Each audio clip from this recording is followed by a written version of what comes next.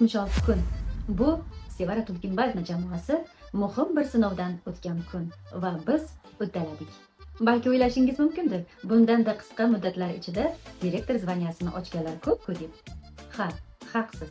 Ammo men tayyor jamoalarni Homelife kompaniyasiga ko'chirib o'tkazish orqali yoki kimdir pastimdan tinmay mehnat qilayotgani oqibatida menga kelayotgan ballar orqasidan shunchaki direktor zvanyasini ochganim yo'q-da. Menda asosan umrida tarmoq biznesi nimaligini bilmaydiganlar yoki yosh bolalari bilan ko'chaga ham chiqa olmaydigan yosh onalar, ayollar, qizlar yoki boshqa kompaniyalarda adolatsizlikka uchragan va tarmoqli marketingdan mutlaqo ko'ngli sovib ketgan insonlar bilan jamoa qurganman. Mana shu jamoamda yangi liderlar chiqarmoqdaman va ular bilan bamaslahat ish qilishni yaxshi ko'raman.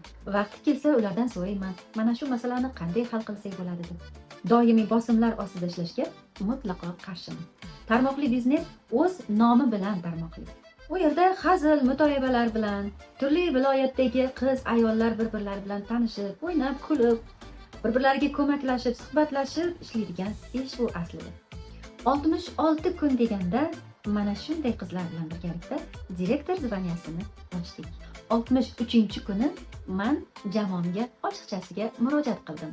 Natijaga erishishimiz uchun yanada yaqinroq birlashishimiz kerak ekanligini ularga aytdim.